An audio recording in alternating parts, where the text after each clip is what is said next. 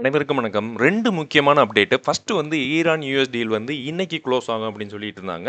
Even Trump கூட அப்படித்தான் சொல்லிட்டு இருந்தாரு. பட் ஒரு சீனியர் யுஎஸ் அஃபீஷியல் என்ன சொல்றாரு அப்படின்னா, ஈரான் யுஎஸ் டீல் வந்து பக்கத்துல இருக்கு. பட் இது ஃபைனல் இல்ல அப்படிங்கிறாரு. இது உண்மையா? இதுக்கப்புறம் என்ன நடக்கும் அப்படிங்கிறத டீடைல்டா வீடியோல பார்க்க போறோம். 2வதா நிறைய பேர் டிவிடெண்ட்காக வேதாந்தா வாங்கி வச்சிருப்பாங்க. ஸோ இந்த வேதாந்தா இப்போ வந்து ஒரு வேதாந்தா ஷேர் நீங்க வச்சிருந்தீங்கன்னா, 4 கிடைக்க போகுது. அது வந்து இப்போ ஒரு பேரண்ட் ஷேரோட உங்களுக்கு 5 ஸ்டாக்கா உங்க போர்ட்ஃபோலியோல இருக்கும். நீங்க 1 வச்சிருந்தீங்கன்னா 5 கிடைக்க போகுது. ஸோ இத பத்தி ஃபுல் அண்ட் ஃபுல் இந்த வீடியோல பார்க்க போறோம். இந்த வீடியோ ஒரு எஜுகேஷன் பர்பஸ் தான். ஓகே. வேதாந்தா இது எதுக்காக வாங்குறோம் அப்படின்னா, மெயினா நம்ம சொல்றது வந்து வேதாந்தா வந்து எல்லாருக்குமே டிவிடெண்ட்காக தான் வாங்குறாங்க. இப்போ வந்து டீமர்ஜர் பண்ணியிருக்காங்க.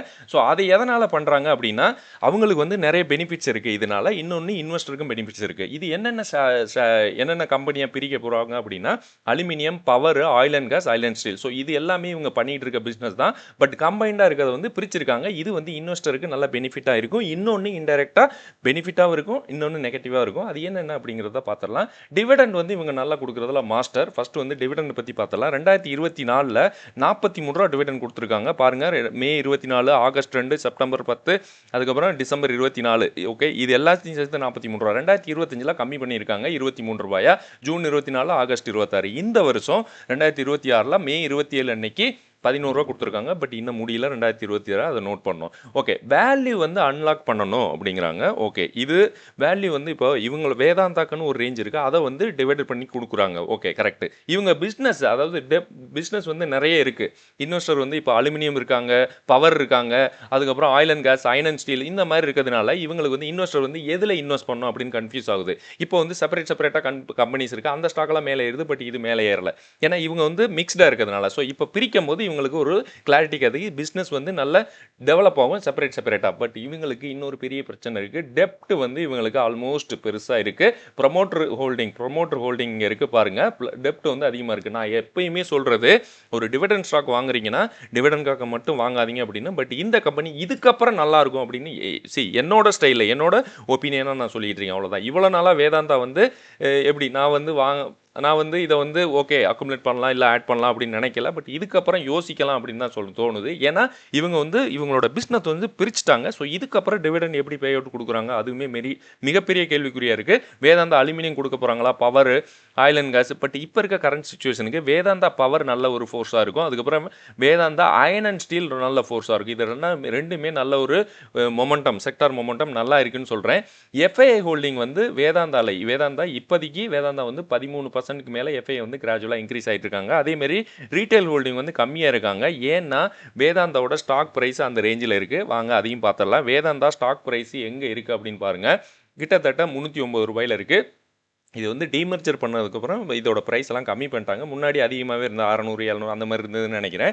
இப்போ வந்து ரூ. 360 வரைக்கும் போயிட்டு இப்போ வந்து ரூ. 309 இருக்குது. ஸோ இது வந்து ஆல்ரெடி அப்பில் தான் இருக்குது. பட் இந்த ஸ்டாக் வந்து இதுக்கப்புறம் எப்படி ட்ரேட் ஆகும் அப்படிங்கிறது எல்லாருக்கும் கேள்விக்குறியாக இருக்குது. பட் இவங்களுக்கு வந்து இப்போ லாஸ்ட் செஷனில் கூட இவங்க இப்போ ஃப்ரைடே கூட 1.49% வந்து இவங்க பாசிட்டிவ் தான் க்ளோஸ் ஆகிருக்காங்க. ஸோ இதுக்கப்புறம் நம்ம வந்து இவங்க டிவிடெண்ட் எப்படி பே பண்ண போகிறாங்க, இதெல்லாம் நம்ம வந்து கொஞ்சம் வெயிட் பண்ணி தான் பார்க்கணும்.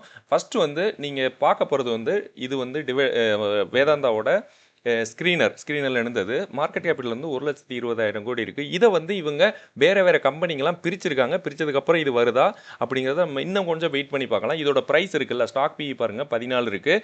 இண்டஸ்ட்ரி பி வந்து 29 இருக்குது. இவங்க வந்து கரண்ட் ப்ரைஸ் வந்து ரூ. 310 இருக்குது. இண்டஸ்ட்ரிக்கு வந்து 380. இன்னுமே இது வந்து அண்டர் வேல்யூட தான் காமிக்கிறாங்க. இண்டஸ்ட்ரி பியோட ஸ்டாக் பிஇ கம்மியாக தான் இருக்குது. பட் இவங்கள்ட்ட வந்து டெப்ட் 3 இயர்ஸ் டெப்ட் வந்து இவங்க பிளட்ஜ் இல்லாமல் அதுக்கப்புறம் டெப்ட் வந்து 80,000 கோடி இருந்ததை வந்து கம்மி பண்ணியிருக்காங்க. இது வந்து பாசிட்டிவ் விஷயம். ஓகே, அதுக்கப்புறம் சேல்ஸ் க்ரோத் வந்து நல்ல நெகட்டிவாக இருக்குது. இது வந்து கொஞ்சம் நெகட்டிவ் தான் கம்பெனிக்கு. இன்னொன்று பிஇஜி ரேஷியோ நெகட்டிவாக இருக்குது. வாங்க அதையும் பார்த்துடலாம் என்னென்னு.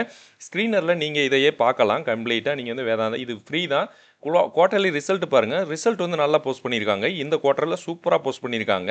சேல்ஸும் இன்க்ரீஸ் ஆயிருக்கு. பட் ஓவரால் பார்க்கும்போது 78,000 அந்த ரேஞ்சில் தான் இருக்குது சேல்ஸு. ஸோ இது மட்டும் தான் எனக்கு கன்சர்னாக இருக்குது. பட் அதுக்கப்புறம் இங்கே பாருங்கள், காம்பவுண்ட் ப்ராஃபிட் க்ரோத் பார்த்தாலுமே நெகட்டிவாக தான் கொடுத்துருக்காங்க. காம்பவுண்ட் சேல்ஸ் க்ரோத்துமே நெகட்டிவாக தான் இருக்குது. ப்ரைஸ் மட்டும் மேலே ஏறிட்டு இருக்கு. இது மெயினாக வந்து இவங்களோட அதாவது கம்பெனி வந்து பெருசாக க்ரோத் ஆகலைனாலும் இவங்க வந்து ஸ்டாக் ப்ரைஸ் க்ரோத் ஆகுறது இன்வெஸ்டர் வந்து ஹாப்பியாக இருக்குது. இன்னொன்று டிவிடெண்டை இவங்க கன்சிடராக தர்றாங்க. மற்ற கம்பெனிஸ் எல்லாமே வேதாந்தா அலுமினியம் இன்னும் லிஸ்ட்டு, அதாவது நாளையிலேருந்து மேபி இதெல்லாம் வரும் ஸ்க்ரீனரில். அதுக்கப்புறம் நீங்கள் பார்க்கலாம்.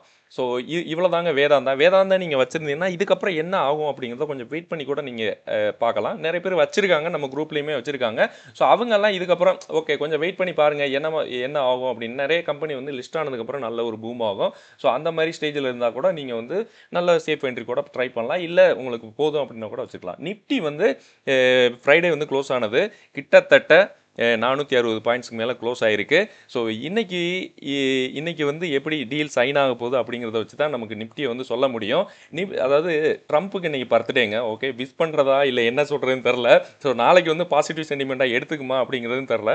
நம்ம மேக்ஸிமம் வந்து பாசிட்டிவாக இருக்க சான்ஸ் இருக்குன்னு தான் நான் நினைக்கிறேன். ஏன்னா ட்ரம்ப் வந்து சொல்கிறாரு இன்னைக்கு சைன் ஆகும் அப்படின்னு. பட் இன்னைக்கு சைன் ஆகல அப்படின்னா நாளைக்கு எப்படி இருக்கும் அப்படின்னு எல்லாருக்குமே தெரியும்.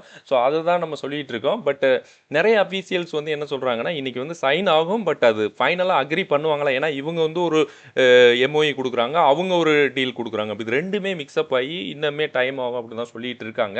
பட் இருந்தாலும் பாசிட்டிவ் சென்டிமெண்ட்டாக இருந்துக்கிட்டு நம்ம நிஃப்டி வந்து இன்னமே மேலே போனால் நல்லாயிருக்கும். பட் கீழே வந்தால் எவ்வளோ தூரம் வரும் அப்படிங்கிறத பார்த்துடலாம். நம்ம வந்து இது ஸ்க்ரீனில் எடுத்தது நான் இதில் காட்டுறேன் பாருங்க. நிஃப்டி வந்து ஒரு நல்ல ஒரு ஸ்ட்ராங் சப்போர்ட் லைனில் இங்கே இருக்குது. கிட்டத்தட்ட 24,450 500 அந்த ரேஞ்சில் வந்து நல்ல ஸ்ட்ராங் சப்போர்ட்டாக இருக்குது. அதையும் கீழே வந்துச்சு அப்படின்னா நமக்கு வந்து intraday low, Friday intraday low 23,300 அந்த ரேஞ்சில் இருக்குது. பட் மேலே போச்சு அப்படின்னா நல்ல பாசிட்டிவ் சென்டிமெண்ட்டு. சப்போஸ் யாருக்கு தெரியும், மிராக்கிள் கூட நடக்குங்க. அப்படி நடந்துருச்சு அப்படின்னா இது வந்து மேலே போகும். 24,000 கடந்து போக நிறையவே சான்ஸ் இருக்குது. ஸோ இவ்வளோதாங்க. ஸோ வீடியோ பிடிச்சிருந்தா லைக் பண்ணுங்கள், கமெண்ட் பண்ணுங்கள். புதிய இன்வெஸ்டராக இருந்தீங்கன்னா சப்ஸ்கிரைப் பண்ணுங்கள், பெல் ஐக்கான் கிளிக் பண்ணி வச்சுக்கோங்க. அடுத்த வீடியோவில் பார்க்கலாம். நன்றி.